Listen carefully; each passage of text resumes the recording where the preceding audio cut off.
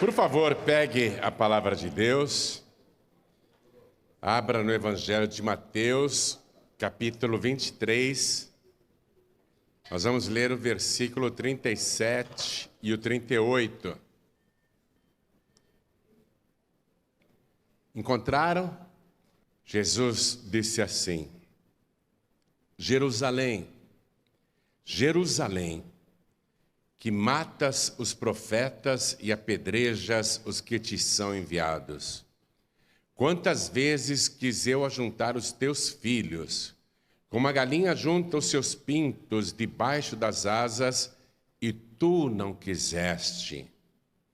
Eis que a vossa casa vos ficará deserta, porque eu vos digo que, desde agora, não me vereis mais até que digais: bendito o que vem em nome do Senhor. Amém?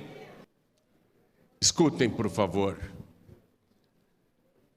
Depois de 3 anos e meio, pregando por todo o país, visitando não apenas as cidades, mas também pequenas aldeias, lugarejos, realizando milagres e prodígios nunca vistos desde que o mundo é mundo, proferindo palavras que ouvidos humanos jamais haviam escutado qualquer discurso semelhante, falando por parábolas, ensinando, revelando os mistérios do reino de Deus, expulsando demônios, curando doentes,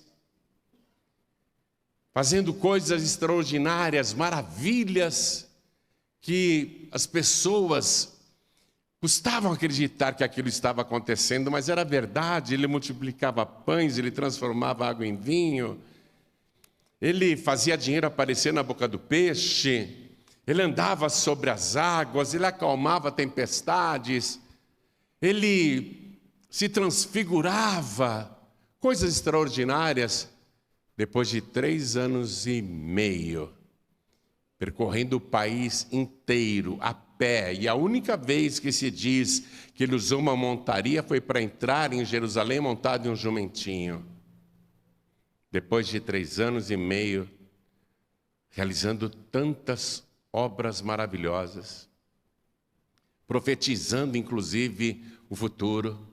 Jesus Cristo está na Galileia, e 7 dias antes da cruz, preste atenção, 7 dias antes da cruz, ele diz para os seus discípulos lá em Cafarnaum: vamos para Jerusalém.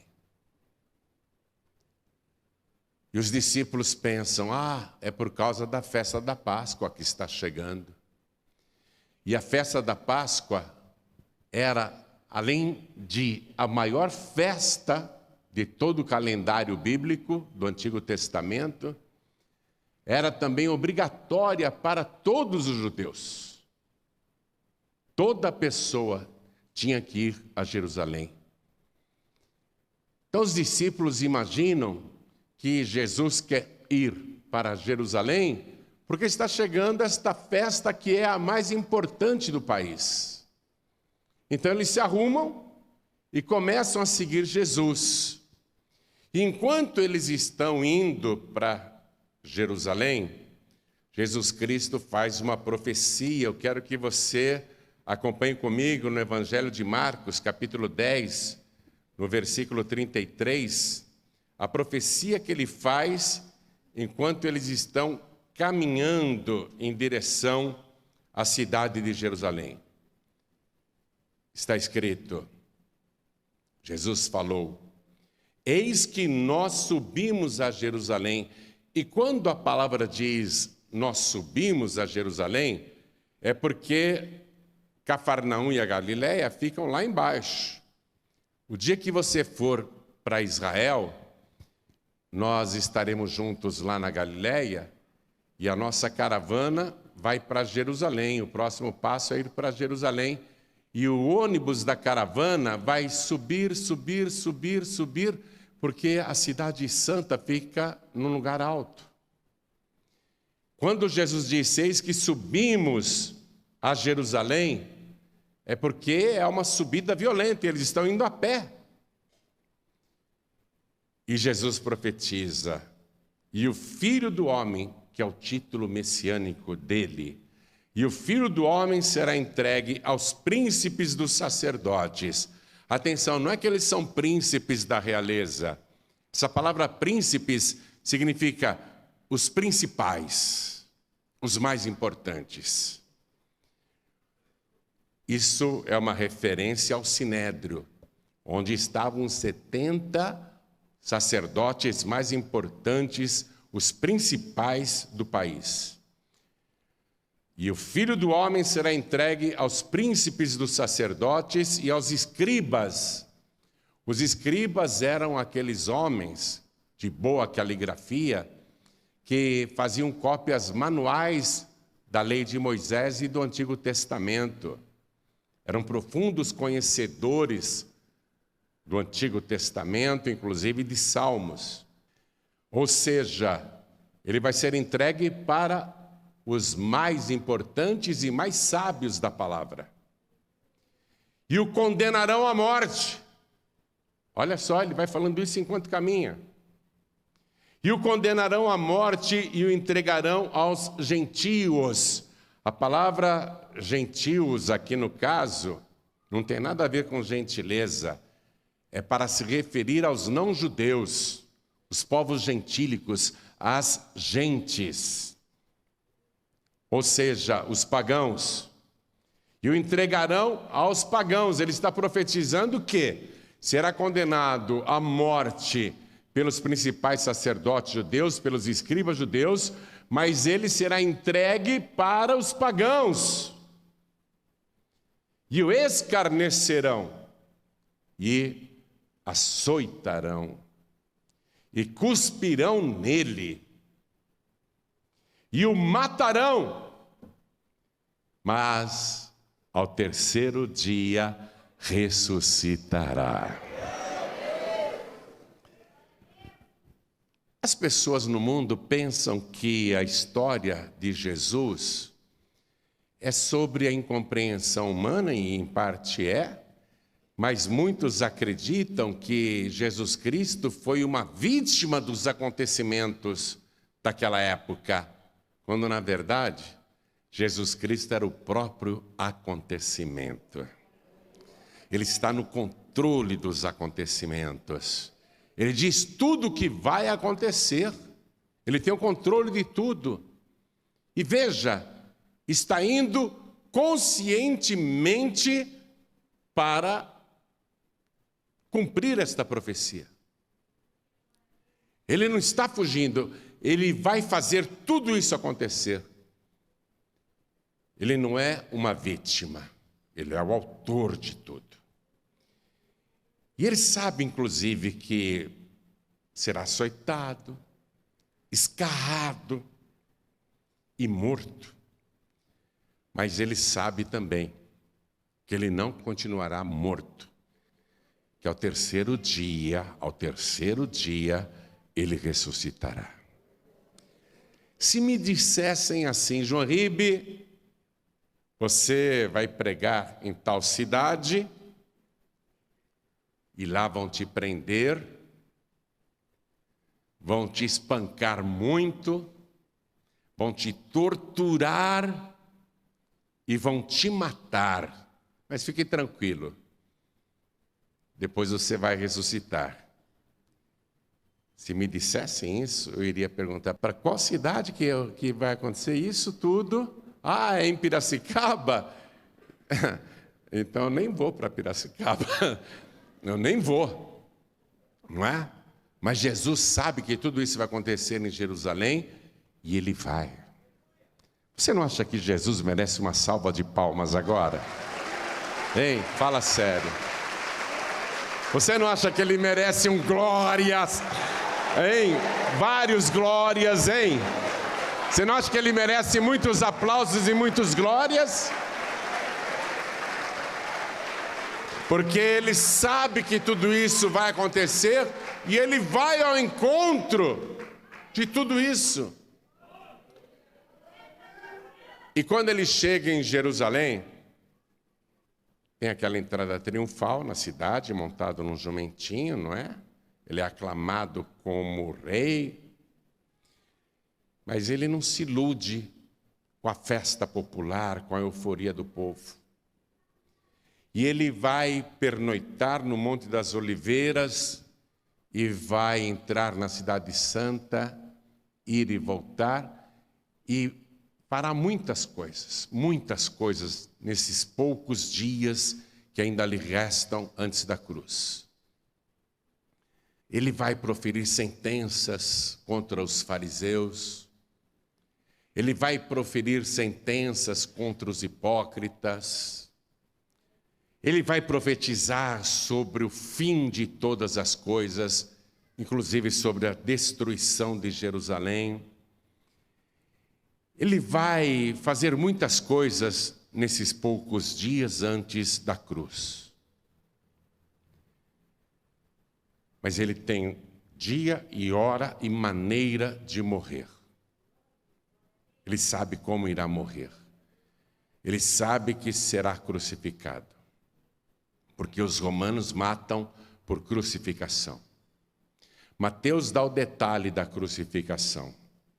Marcos aqui não falou isso claramente, diz apenas que os gentios o matarão, mas, na verdade, ele sabe que vai ser crucificado, que era a morte mais horrenda para um condenado à morte. Quando ele estava lá em Jerusalém, pregando, a cidade estava muito agitada, porque é a semana da Páscoa. E como era uma festa obrigatória para todos os judeus, não apenas do país inteiro vinham para Jerusalém, mas até da Síria, da Jordânia, da África, da Ásia, dos países vizinhos, até da Europa. Judeus viajavam para Jerusalém vindos de todos os lugares do mundo, de todas as partes. Havia, assim, uma explosão demográfica em Jerusalém. A cidade ficava apinhada de peregrinos. Há uma euforia religiosa. E Jesus está pregando todos os dias antes da cruz, sabendo que está numa contagem regressiva. E as pessoas em Jerusalém, os peregrinos, estão muito preocupados, porque cada pecador, naquela Páscoa, precisa encontrar um cordeiro perfeito, sem qualquer tipo de doença, ferida, sem qualquer anomalia no seu corpo, o cordeiro mais perfeito e vistoso que o pecador conseguisse encontrar, para apresentar ao sacerdote que vai sacrificar o animal em favor do pecador. Ou seja, cada peregrino precisa encontrar um cordeiro perfeito, sem defeito, sem mancha, o mais vistoso e bonito. E o cordeiro é o animal jovem, e tem que apresentar para o sacerdote, dizendo: eu sou um pecador. Aí o sacerdote examina se o cordeiro realmente é perfeito e manda o pecador colocar a mão sobre a cabeça do animalzinho, transferindo os pecados, a culpa, e vem o sacerdote então e degola o animal e faz o sangue da vítima escorrer, e tem que escorrer todo o sangue, não pode ficar sangue nenhum no corpo do animal, para que o pecador seja perdoado dos seus pecados. Então, por isso está todo mundo nervoso, preocupado, agitado. Eu tenho que encontrar um cordeiro que livre a minha alma, que me guarde da peste, da praga, da doença e principalmente da morte eterna. Eu preciso encontrar um cordeiro perfeito para que o sacerdote sacrifique em favor dos meus pecados e eu seja aceito por Deus. E isso vinha desde a época de Moisés, 1450 anos antes de Cristo. Lá no livro de Êxodo, capítulo 12, está detalhado esse ritual, Deus dizendo, cada casa, cada pessoa, um cordeiro perfeito, sem defeito, sem mancha, que será sacrificado à tarde, em favor da pessoa, para que o mal não entre, para que a morte não entre. Então, todos os peregrinos têm que encontrar um cordeiro que seja aceito pelo sacerdote. Porque se o sacerdote recusar o cordeiro, dizendo, esse cordeiro não serve, esse cordeiro está bichado, esse cordeiro está doente, esse cordeiro está desmininguido, esse cordeiro está fraco, esse cordeiro está com vermes. Se o sacerdote olhasse para o cordeiro que o pecador apresentava e recusasse o cordeiro, o pecador ficava desesperado. E agora? Eu tenho que encontrar um cordeiro perfeito para ser sacrificado em meu favor, para que Deus me poupe, para que Deus me livre, para que Deus me aceite. E essa era a preocupação naquela Páscoa. E os peregrinos, milhares e milhares, têm somente uma preocupação: eu tenho que encontrar o cordeiro. Eu tenho que encontrar o meu cordeiro perfeito. E todos estão nessa busca. E Jesus Cristo, ali no centro de Jerusalém, vendo os peregrinos passarem por ele várias vezes, aquela euforia religiosa, aquela agitação religiosa, todo mundo procurando o cordeiro, todos passando por Jesus e não conseguem perceber que naquela Páscoa o cordeiro não é um animal quadrúpede irracional. O cordeiro daquela Páscoa não é uma vítima que morre sem saber por que está morrendo, como eram mortos os animaizinhos que nem sabiam por que morriam. Não tinham consciência de nada. Os peregrinos não entendem e passam por Jesus várias vezes e não o reconhecem como o Cordeiro de Deus que tira o pecado do mundo. As pessoas passam várias vezes por Jesus, não reconhecem que Ele é o Cordeiro daquela Páscoa, que Ele vai ser sacrificado por todos aqueles peregrinos que vieram do mundo inteiro. Naquele momento, Jerusalém é uma síntese da humanidade, porque vieram judeus da Europa, vieram judeus da África, vieram judeus do Oriente. Então, o mundo está reunido em Jerusalém. Jesus é o Cordeiro de Deus que vai morrer, vai ser sacrificado por toda a humanidade. E Ele não tem defeito, Ele não tem mancha no seu passado. Nenhum engano jamais se achou na sua boca. Nunca cometeu qualquer pecado, nunca proferiu uma mentira, nunca, jamais cobiçou qualquer coisa de alguém, fraudou, enganou, trapaceou, jamais. Ele é santo, perfeito, o Cordeiro perfeito de Deus. E os peregrinos passam por ele e não reconhecem que Jesus é o Cordeiro, ainda que 3 anos e meio antes, João Batista apontou para Jesus lá no Rio Jordão e disse para todo mundo escutar, e falou isso 2 vezes, em 2 dias seguidos. Ele é o Cordeiro de Deus que tira o pecado do mundo. Os peregrinos ignoram Jesus. E Jesus, vendo as pessoas tão inquietas, preocupadas, tentando achar esse cordeiro que vai livrá-las da morte, que vai fazê-las serem aceitas por Deus. Jesus vê aquela correria toda e ele vai ficando triste, porque ele sabe que o que ele profetizou ali quando subia para Jerusalém, tudo aquilo vai acontecer. E é já o terceiro dia que ele está em Jerusalém. E a agitação da cidade só aumenta conforme vai chegando o sábado de Páscoa. 4 dias antes de Jesus morrer na cruz, tudo isso está acontecendo, as pessoas passando por ele vê aquela agitação toda, ele vai se entristecendo, é como se o seu trabalho, a sua pregação, tudo que ele fez durante 3 anos e meio, é como se tudo estivesse perdido. Ele vai se entristecendo,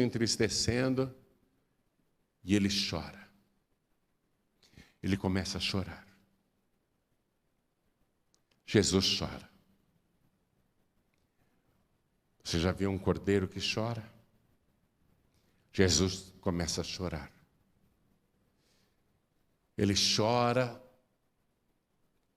e ele faz esse lamento, que na verdade é uma profecia. Ele chora profeticamente.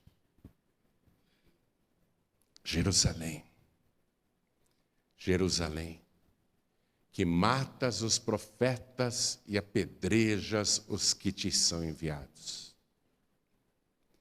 Porque Deus mandou muitos profetas para pregar para aquele povo. Muitos antecederam Jesus, inclusive João Batista, o maior profeta já nascido neste mundo, e foi decapitado, foi morto pelos ímpios. Assim como todos os demais profetas verdadeiros do Antigo Testamento, só falso profeta era poupado, profeta de Deus era assassinado, apedrejado. Jesus chora, porque muitas e muitas vezes ele mandou mensageiros para avisar o povo, para o povo se converter, mas o povo matou os mensageiros. Agora ele vem pessoalmente e sabe tudo o que vão fazer com ele. Ele que enviava os mensageiros, os pregadores, os profetas, ele veio pessoalmente e farão pior com ele. Ele chora. E quando ele diz, Jerusalém, Jerusalém, o seu rosto está banhado de lágrimas. E você pode perceber nessa expressão a tristeza, mas ao mesmo tempo o amor, o lamento amoroso. Jerusalém, Jerusalém. Há muito amor nisso que ele começa a dizer no seu choro. Muito amor por Jerusalém. Só quero lembrar a você que 3 dias antes, ele falou das cidades vizinhas, a cidade de Corazim, a cidade de Betsaida, e para aquelas cidades, ele deu sentenças implacáveis. Ai de ti, Corazim! Ai de ti, Betsaida! Porque se em Sodoma e Gomorra se tivessem operado os sinais que em ti se operaram, eles teriam se arrependido. Ele foi duro com Corazim. Ele foi duro com Betsaida, que eram cidades, aldeias de Israel, onde ele operou milagres. Mas Jerusalém, Jesus, ele não consegue ser duro, porque ele ama Jerusalém. É a cidade do grande rei, é a capital espiritual do mundo. Ele não consegue ser duro com Jerusalém, ele é amoroso. Jerusalém, Jerusalém, ele é amoroso com Jerusalém. a cidade do grande rei. Há muito amor nesse início de fala. Jerusalém, Jerusalém. Há muito amor, muito amor.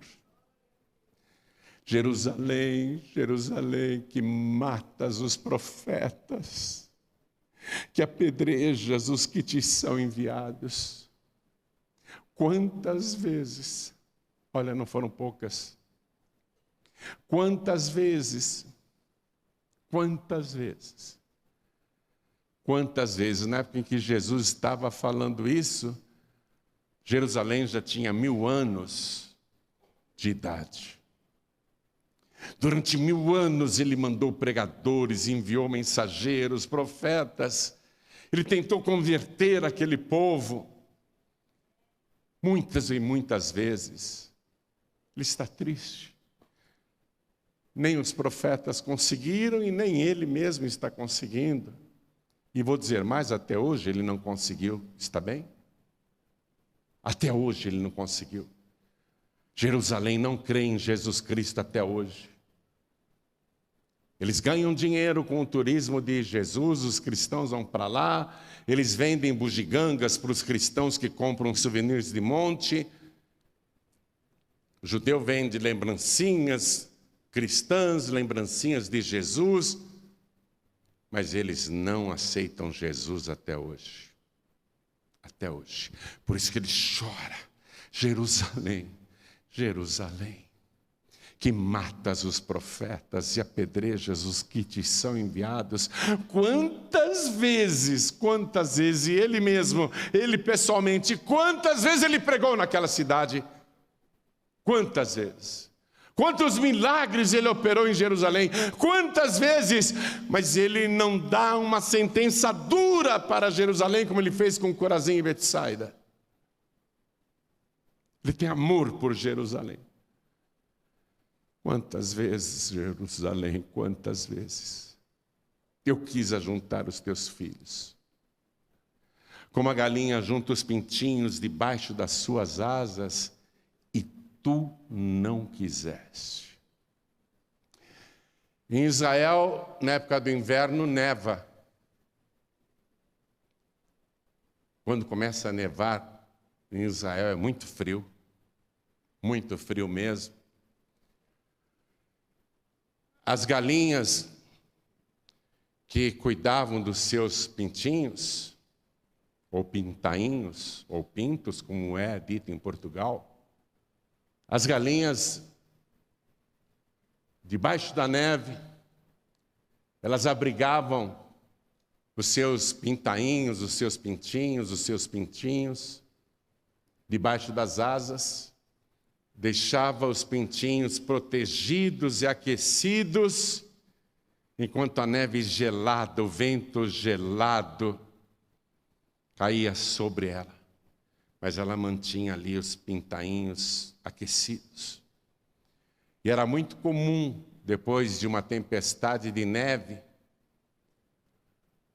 os donos das galinhas encontrarem essa linda criatura morta. E debaixo das asas, os pintinhos vivos, os pintinhos aquecidos. Ela morria, se sacrificava para manter vivos os seus filhinhos. No Brasil nós não temos neve, de vez em quando no sul, mas de um modo geral não temos neve no Brasil.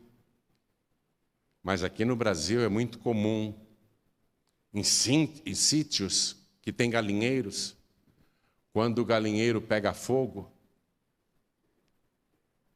quando incendeia o galinheiro,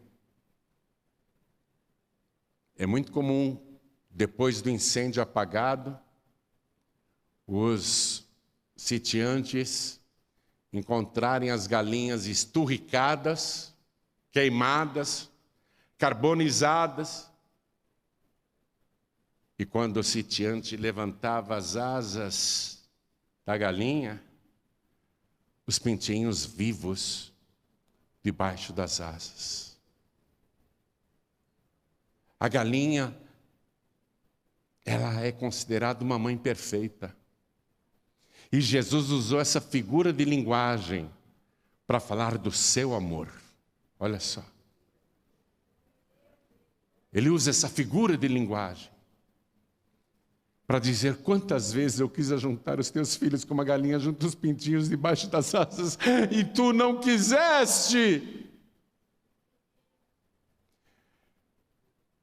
Jesus, ele usa essa linguagem, compara a sua vida à galinha. A galinha que se sacrifica, que morre para os filhinhos viverem. E tem uma outra coisa particular com relação à galinha.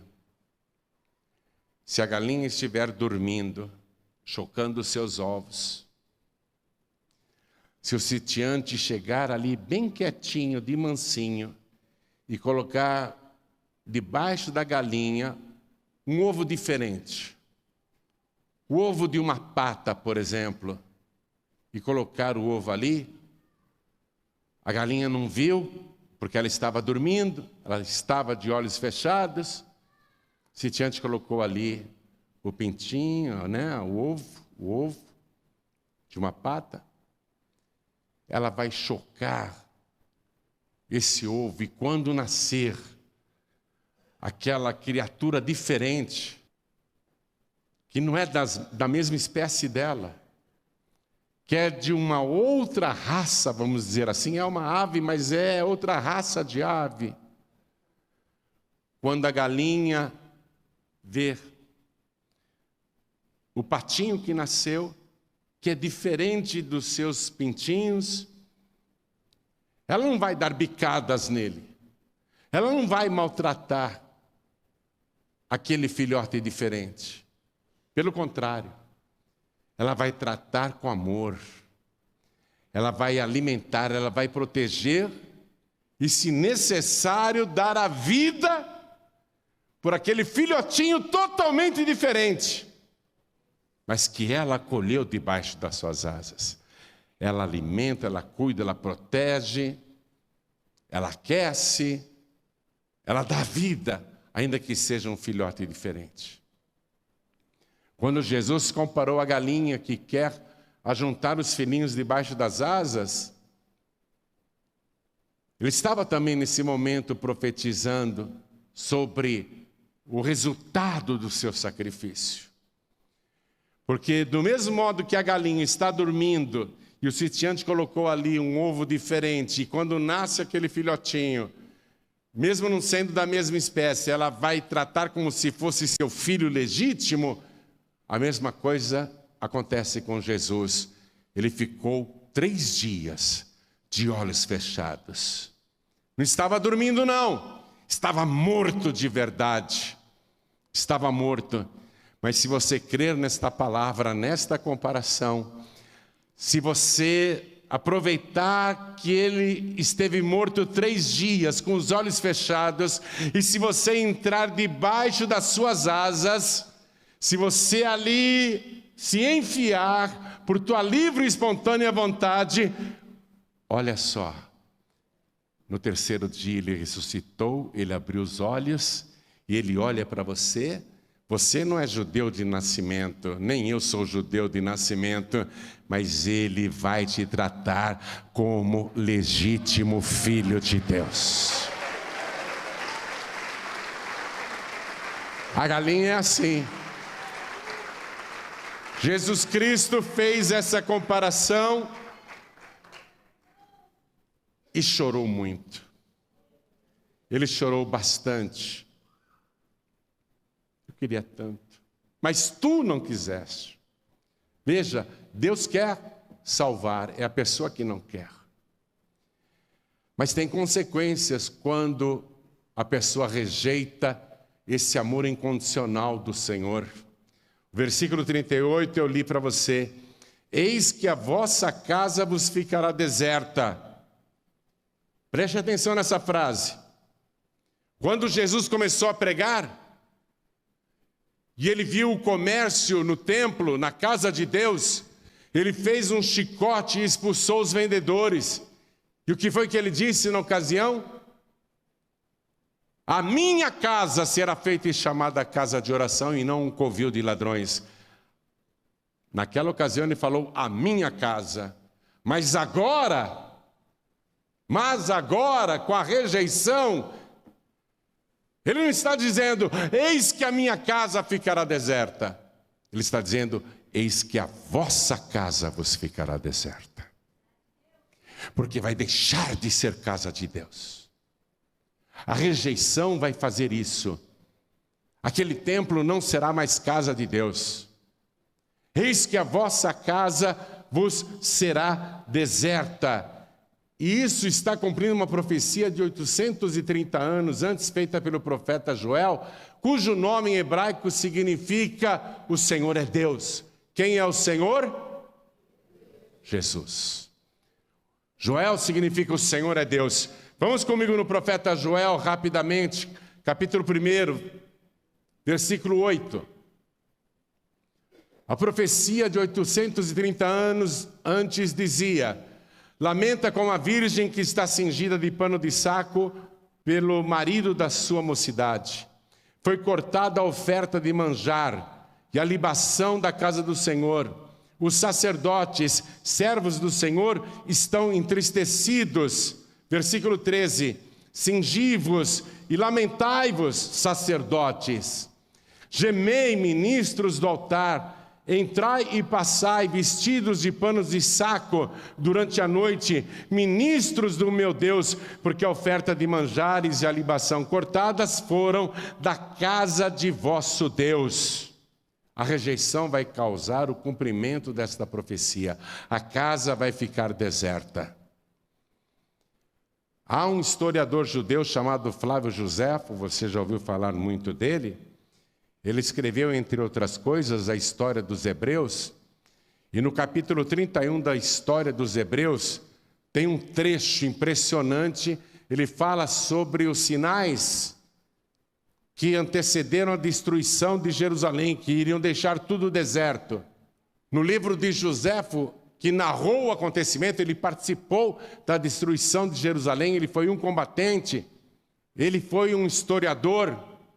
Ele relata: um pouco depois da festa, a 27 de maio, dia 27 de maio do ano 70 da era cristã, ou seja, 40 anos depois da profecia de Jesus aqui, quando ele se comparou com a galinha. A 27 de maio aconteceu uma coisa que eu temeria relatar, de medo que a tomassem por uma fábula. Se pessoas que também a viram ainda não estivessem vivas, e se as desgraças que se lhes seguiram não tivessem confirmado a sua veracidade, antes do nascer do sol, viram-se no ar, em toda aquela região, carros, isso no ar, carros cheios de homens armados, atravessar as nuvens e espalharem-se pelas cidades como para cercá-las. No dia da festa de Pentecostes, que é a colheita, os sacerdotes, estando à noite no templo interior, templo de Jerusalém, antes da destruição do templo de Jerusalém, antes de a casa ficar deserta, no dia da festa de Pentecostes, os sacerdotes, estando à noite no templo interior para o divino serviço, ouviram um ruído e logo em seguida uma voz que repetiu várias vezes: saiamos daqui. José estava com medo até de relatar esse fato, mas ele falou: eu tenho que contar. Antes da destruição do templo, antes da destruição de Jerusalém, nós vimos isso, muita gente viu isso, muita gente testemunhou isso. E os sacerdotes ouviram essa voz que repetiu várias vezes: saiamos daqui. Veja, no plural. No plural. Deus é plural, Deus é trino. Pai, Filho e Espírito Santo. Saiamos daqui. Eis que a vossa casa vos ficará deserta, profetizou Jesus. Saiamos daqui. A casa ficou deserta. Não é mais casa de Deus. Hoje você vai para Jerusalém, você fica se perguntando, onde é o templo, hein? Cadê o templo de Jerusalém? Não ficou pedra sobre pedra. Tem lá uma muralha, que é o muro das lamentações. Lamentai, sacerdotes. Eu li para você no profeta Joel, o lamento. Lamentai, sacerdotes. Você vai lá, é o muro das lamentações.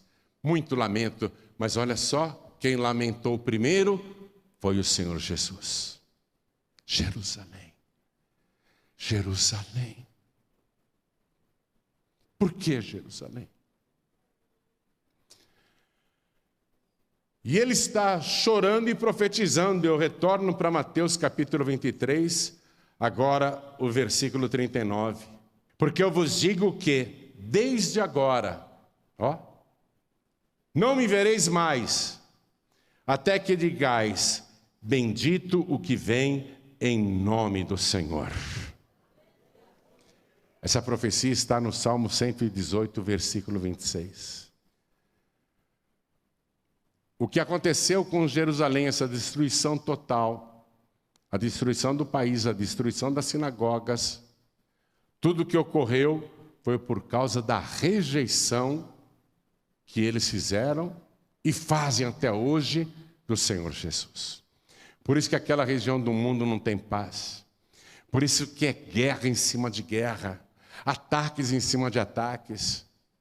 Porque eles rejeitaram, eles não reconheceram Jesus como Messias, Jesus como Rei, Jesus como Salvador.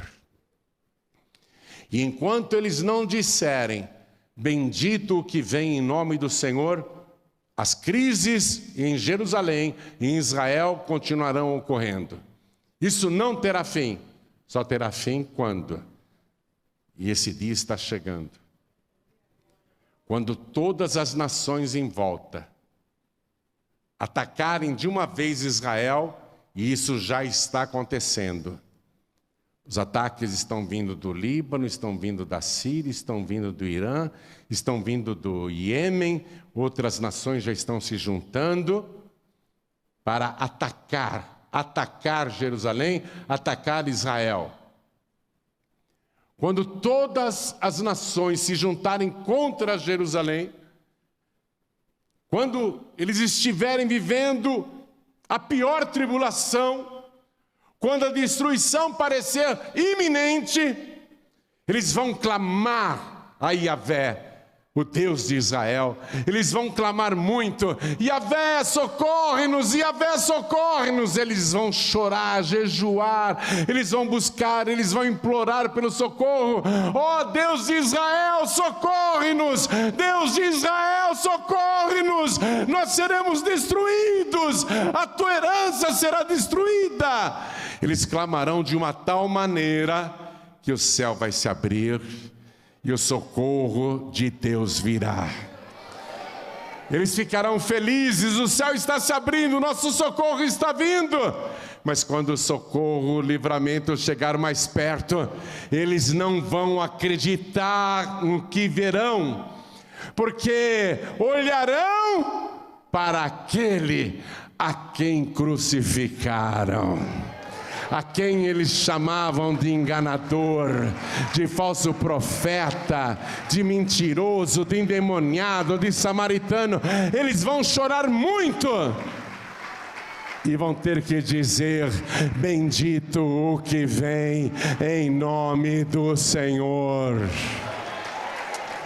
Esse dia está chegando, mas antes que ele venha para Israel, ele vai vir para nós. Ele vai vir para você. Antes disso tudo, ele vai dar ordem aos seus anjos para que se espalhem nos 4 cantos da terra. E como está próximo esse dia.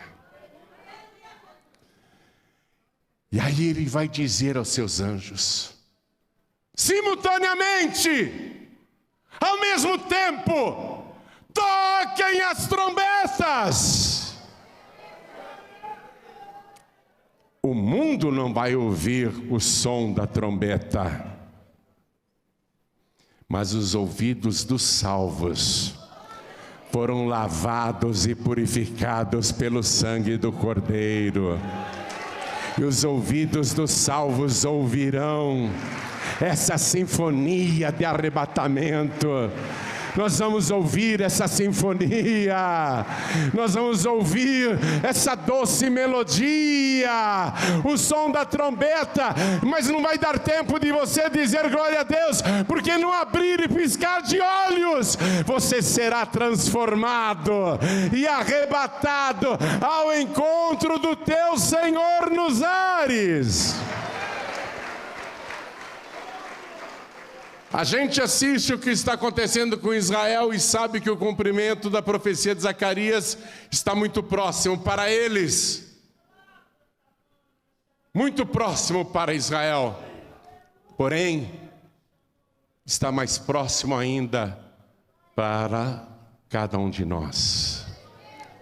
Os salvos, os lavados e remidos pelo sangue do Cordeiro. Aqueles que o receberam. Os que não receberam ficarão aí para a grande tribulação.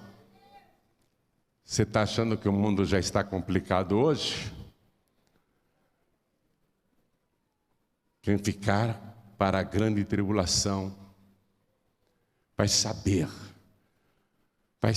o que é o terror verdadeiro. Jesus disse que dias de angústia como nunca houve desde que o mundo existe. Já está difícil antes do arrebatamento. Depois do arrebatamento vai ficar muito pior. O que Jesus fez ao profetizar essas coisas? Depois de dizer tudo isso, ele reúne os discípulos numa sala grande. Ele sabe que no dia seguinte estará pregado no madeiro e vai morrer às 15h, porque o cordeiro tinha que ser sacrificado à tarde. Vinha desde o livro de Êxodo isso. Ele sabe que no dia seguinte estará morto, mas na véspera da sua morte, ele reúne todos os seus discípulos e ele diz: eu desejei muito comer esta ceia convosco. Eu desejei muito. Coisa impressionante. E ele institui a Santa Ceia. Tomai e comei.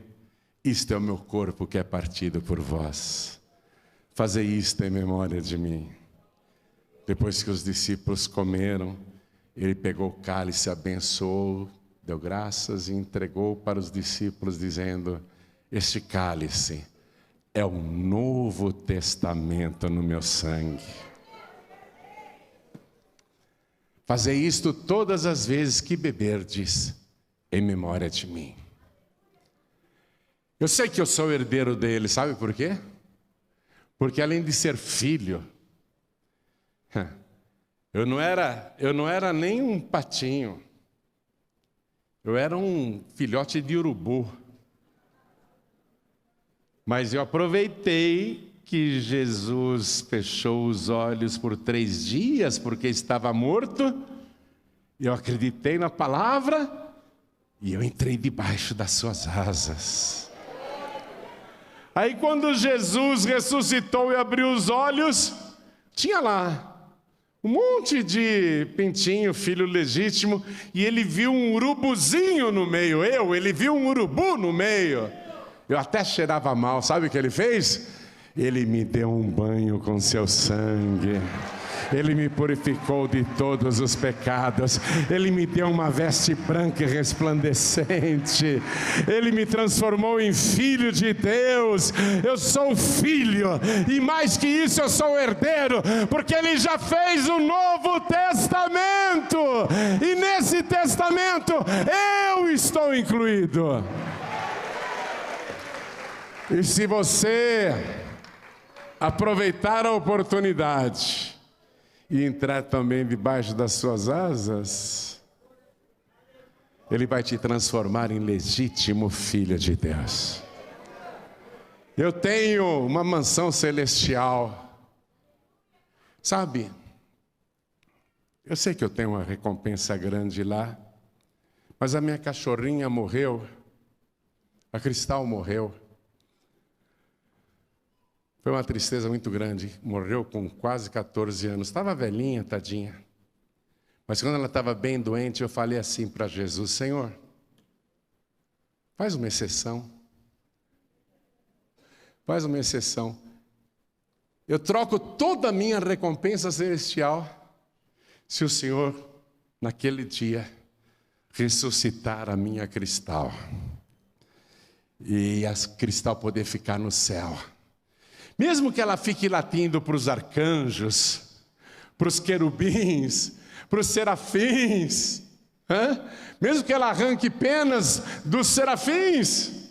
Ah, Senhor, me dá, Cristal, eu troco toda a minha recompensa celestial só por causa dela. E eu vou dizer uma coisa para você. Eu acho que Jesus não aceitou minha proposta. Mas você se torna herdeiro. Tem uma mansão celestial lá, por ser legítimo filho de Deus. Quando você entrega a vida para Jesus, teu nome é escrito no livro da vida do Cordeiro. É como se fosse um novo registro de nascimento. Teu nome escrito no livro da vida do Cordeiro. E aí a gente só precisa cuidar para que o nosso nome continue no livro, para que ele nunca seja riscado do livro, para que ele nunca seja retirado do livro. A gente só precisa perseverar até o fim, porque vai valer a pena perseverar até o fim. Jesus está às portas. Você tem alguma dúvida disso? Jesus está às portas. Nesse momento, eu acho que Ele está lamentando por milhões e milhões de pessoas em todo o mundo. Jesus está lamentando, esse mesmo lamento, Ele está chorando. Ele está chorando. Porque quantas vezes Ele quis te trazer para debaixo das suas asas, e você não quis. E quanta gente que ainda não quer, mas Ele não desiste de você. Ele não desiste de maneira alguma. Ele continua chorando por você. Ele continua desejando, convidando. Venha, venha para debaixo das minhas asas. Venha. E se você vier, Ele vai cuidar de você. Se você vier, Ele vai te alimentar com o melhor alimento. Ele vai te proteger. Ele vai te livrar do mal. Ali, quando eu vejo essa figura da galinha recolhendo os pintinhos enquanto o galinheiro pega fogo, eu vejo que Jesus Cristo foi no inferno, no meu lugar. Ele enfrentou o inferno. Quem deveria ir para o inferno era eu. Mas Ele foi para o inferno no meu lugar. Ele enfrentou o fogo do inferno. Ou seja, Ele recebeu todos os nossos pecados, porque no inferno só tem pecador. Mas Ele recebeu todos os nossos pecados, por isso Ele foi para o inferno. Mas Ele foi para o inferno no nosso lugar. Ele levou para o inferno todos os seus pecados. Era você que devia ir para o inferno, mas Ele foi no teu lugar. Ele carregou todos os teus pecados até o inferno. Mas sabe o que Ele fez quando chegou no inferno? Ele arrancou das mãos do diabo as chaves da morte e do inferno. A galinha chacoalhou as penas e se livrou de todos os pecados que não lhe pertenciam. E ele ressuscitou glorioso. Ele voltou com as chaves da morte e do inferno nas mãos. E está vivo, vivo, vivo, pelos séculos dos séculos. Se você entregar a vida para Jesus agora, você não irá para o inferno. E não pense que o inferno é fantasia, invenção, lenda ou fábula. Jesus falou que lá o fogo não se apaga e o bicho não morre. Imagine queimar, queimar, queimar e não morrer. Diz que há gemido e ranger de dentes. Jesus não fantasiou, não contou historinhas, não. Ele falou de um lugar real.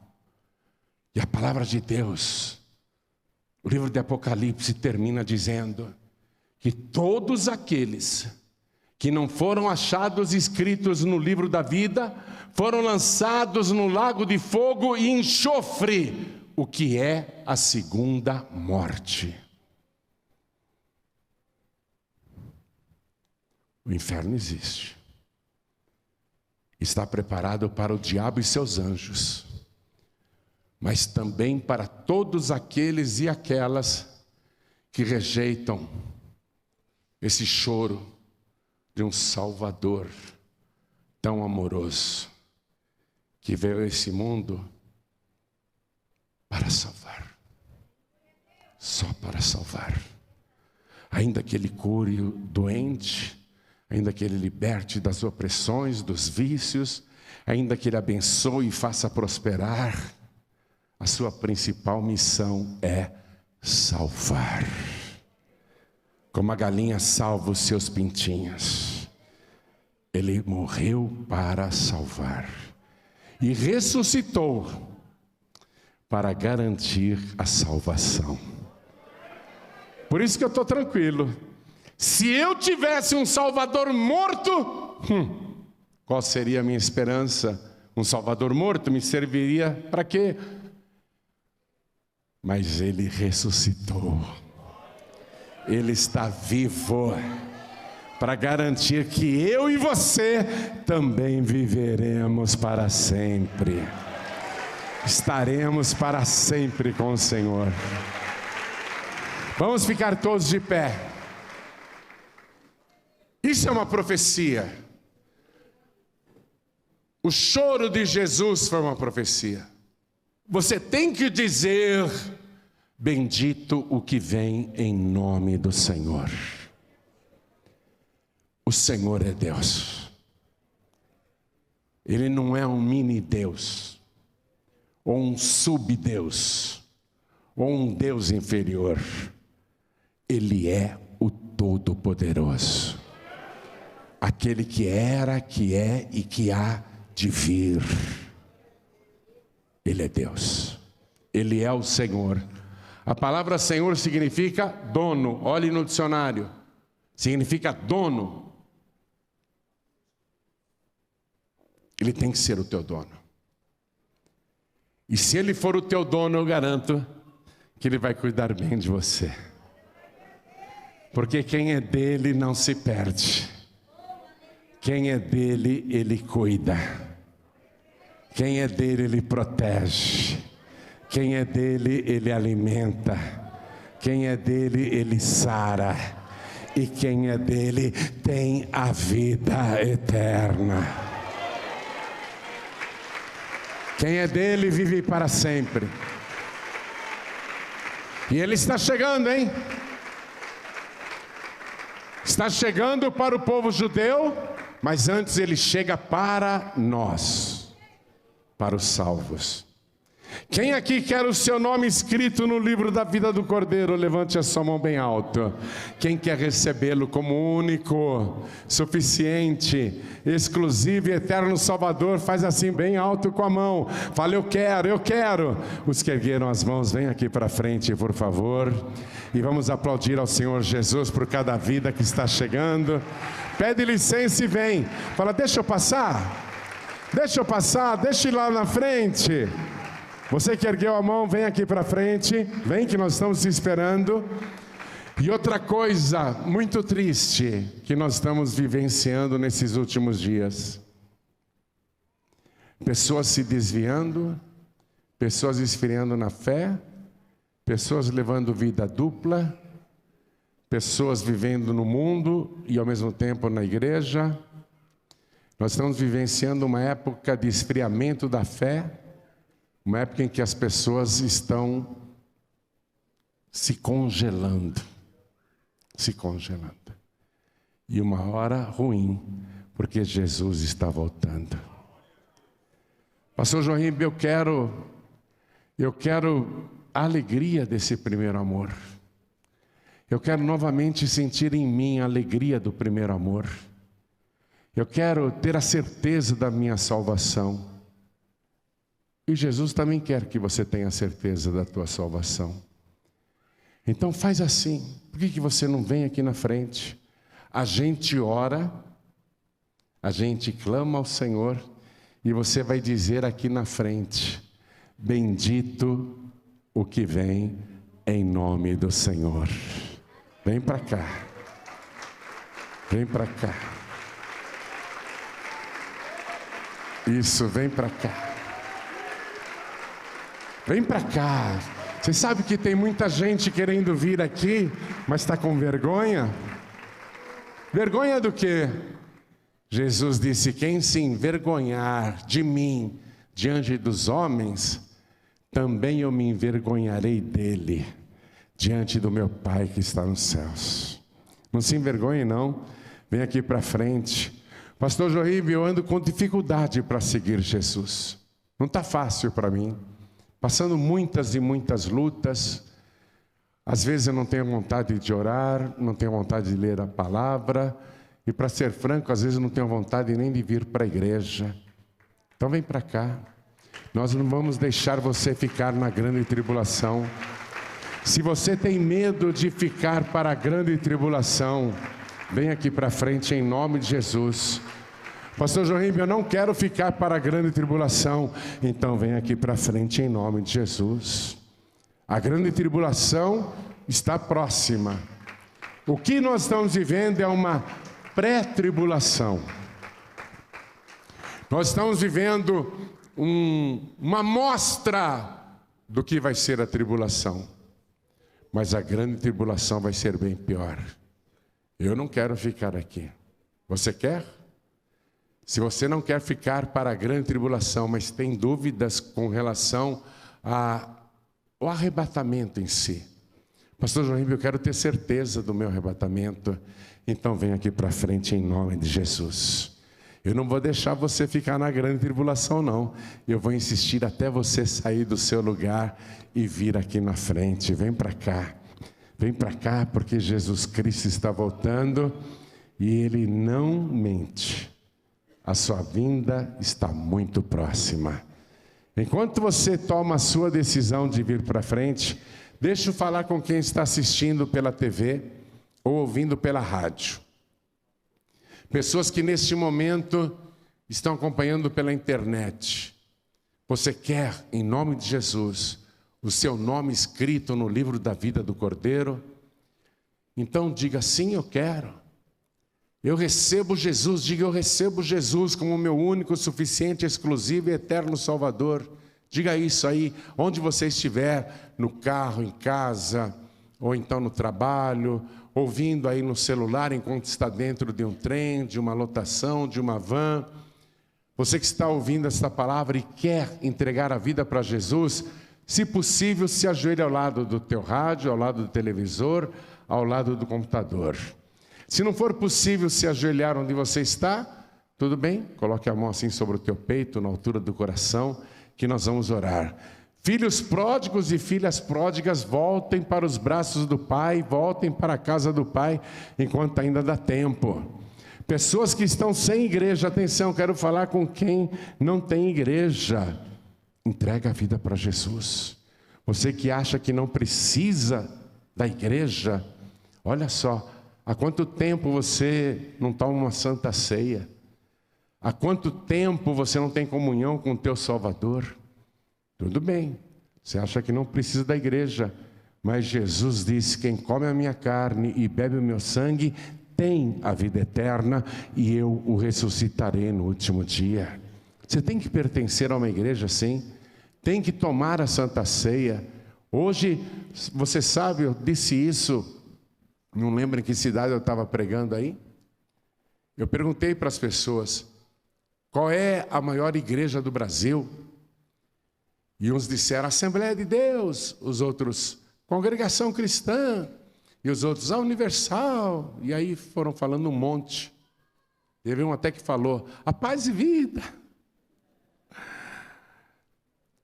Não, a maior igreja do Brasil não é nenhuma dessas. A maior igreja do Brasil e do mundo é a igreja dos desviados. A igreja dos desegrejados, né? Agora tem esse termo. Os que não pertencem a igreja nenhuma. De que igreja você é? Não, eu não sou de igreja nenhuma.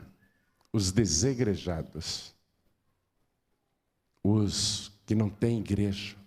Os desviados. É assim. É isso que está acontecendo hoje na terra. Então você que está assistindo essa mensagem, volta para Jesus. Vai para a igreja. Congrega. Se não é batizado nas águas, batize-se. E se já é batizado, mas não está indo em igreja nenhuma, então procure uma igreja que não explora a fé, que realmente prega a palavra de Deus, onde o nome de Jesus não é comercializado nem vituperado, onde não há mistificação da fé. Procure uma igreja onde Jesus é exaltado como o próprio Deus. E ali você entrega a vida para Jesus, ali você volta para Jesus. Toma a sua decisão. Vamos orar agora então? Vamos nos ajoelhar aqui diante do altar. Se mais alguém quer vir para frente, aproveita agora, enquanto dá tempo, enquanto a porta está aberta.